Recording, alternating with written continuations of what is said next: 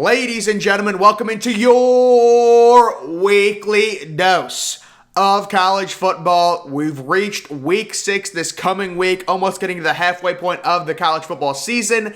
As always, I'm just going to be reacting to some interesting Instagram posts based off of week 5 and week 6 action. We've got a college football tier ranking list, and I'm just not understanding the rationale behind this list. I mean, you've got Ohio State and Wyoming in the same tier here. You've got Kentucky above, Michigan, Ohio State. I understand this is probably done for clicks and stuff and to get that, interaction rate up, on social media accounts, but you got to make it at least a little bit realistic, you would think. But this list, very odd list. I thought this was interesting. Penn State night game whiteout versus Auburn. 106 decibels. And then Georgia's noon game this past weekend versus Arkansas. 110 decibels. I will say it did seem, the whiteout this year did seem a little bit more quiet than it's been in previous years. And I said this, well, I actually didn't say this. I thought it in my head before the season. When I heard Penn State was doing their whiteout against Auburn and not Michigan, I was like, that's the stupidest thing ever. I understand Auburn's an SEC team. They're, a decent team or whatever. They weren't expected to be, a top 20 team, top 25 team. What are they ranked right now? 18th. They nearly lost to Georgia State. They're really not that good. And it's like that Michigan game. I know Michigan has really overperformed expectations. If Penn State knew Michigan was going to be this good, they would 100% have had their whiteout game for Michigan. My whole point is beating Michigan is more important than beating Auburn. Beating somebody in your division where, it's Ohio State right now, then it's Penn State and Michigan battling out for who's second in the Big Ten. We thought it was Penn State, then last year they started out 0-5. So it's like that game against Michigan is more important than the game against Auburn. When you have an in-division game, that's an important in-division game. That should always be your whiteout game if you are at Penn State. Obviously, every other year, the whiteout game is going to be versus Ohio State because Ohio State goes to Penn State every other year. But overall, I just thought that was kind of weird that they made their whiteout game versus Auburn and not versus Michigan before the season. I said, even if Michigan's not very good, secure that win against Michigan. That's a more important game than the Auburn game. I know Auburn, there's more, it's a sweet non-conference game. It's cool. I just didn't think that was a good idea. So these are some Heisman power rankings here for week number 6. We've also got Heisman odds I want to get to in a second. Bryce Young. So the Bryce Young thing is kind of weird. It's almost like he's leading the Heisman race by default because there's really no one else that is really, there's no other star quarterback. We also thought Spencer Rattler was going to be his year to win the Heisman, and it just hasn't worked out. Matt Corral, I think he's out of it. I mean, that performance against Alabama, I understand Alabama has a good defense. You got to be better than that. Kenneth Walker, I think Kenneth Walker, while having a good season, it's going to be tough. You're facing Michigan, you're facing Ohio State still. Those are tough defenses. You still got to face Penn State as well. The Big Ten is going to cannibalize itself. It's crazy. There's so many good top-end teams in the Big Ten. JT Daniels, no. Has JT Daniels missed 2 games now? He's not going to have the counting stats for it. Trey Henderson, unfortunately, who I love, by the way, and I think he has a Heisman in his future. True freshman running back. He has not gotten the carries. He has the yards per carry. He's averaging over 9 yards per carry, but he hasn't gotten the amount to really garner a lot of attention. I think he's had a total of 16 carries combined the past 2 weeks. KJ Jefferson, not understanding that one. Then how about Kenny Pickett? Shout out to him. What a year he's had.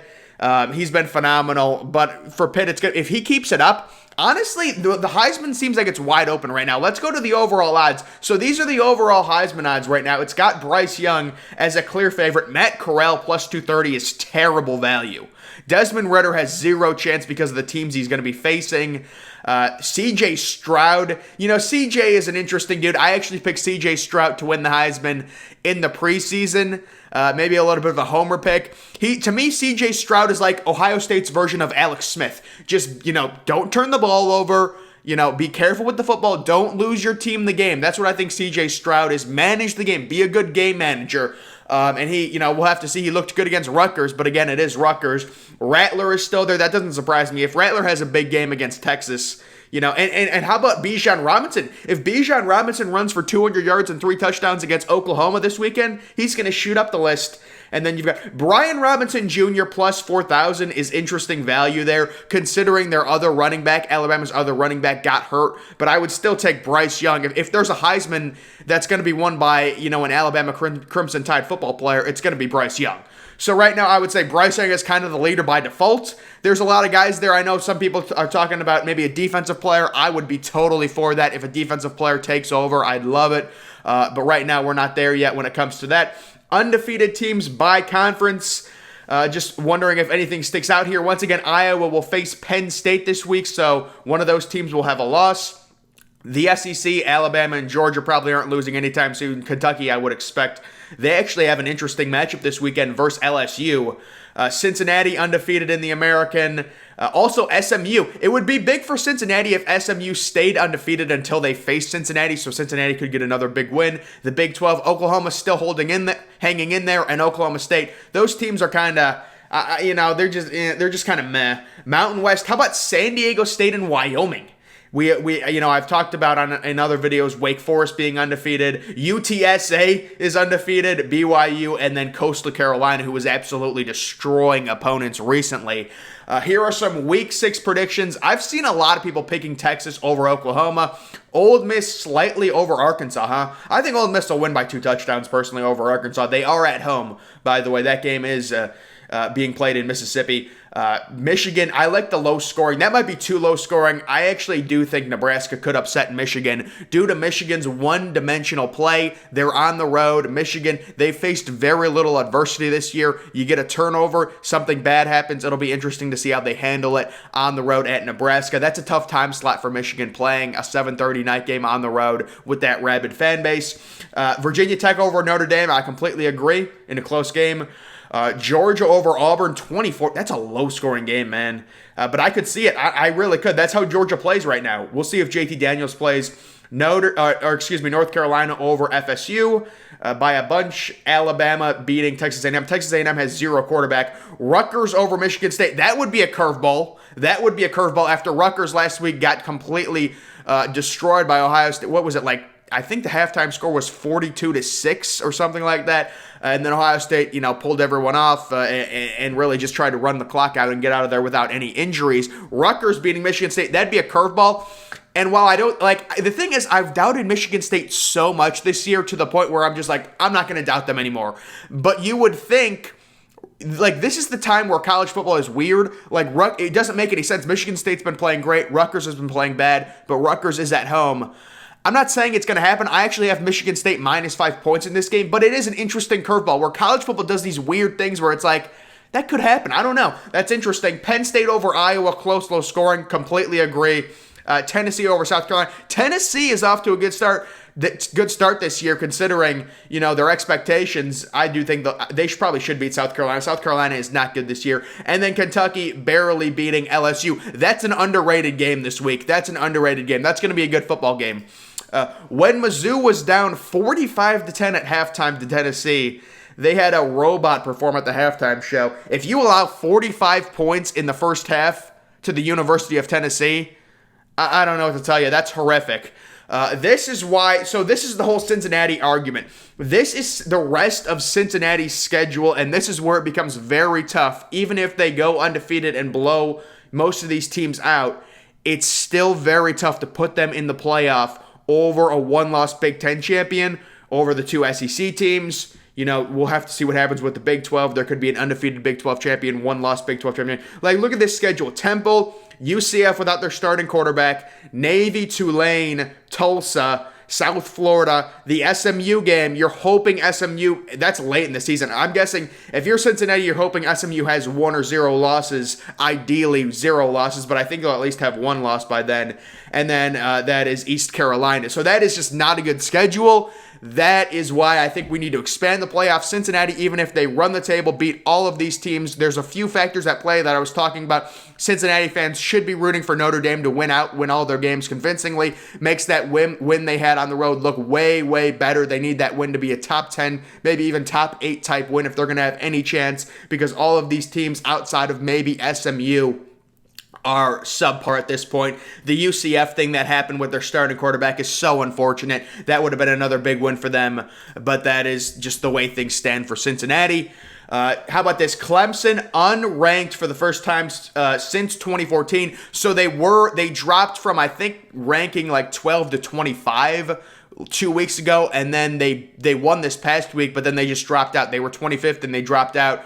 So for the first time since 2014, Clemson is not ranked in the AP poll. I believe Ohio State has been ranked in the AP poll every week, or every week since I think 2012 was weird because we had the bowl ban, so some people weren't ranking Ohio State in the AP poll, but I think it was 2011, and Alabama, I don't know what streak there is. Ohio State, when they lost to Virginia Tech in 2014, the year they won the national title, I think we got down to 22 after the Virginia Tech loss. We were like ranked 8th versus Virginia Tech, and then it went down to 22, and that's the lowest kind of they've been recently.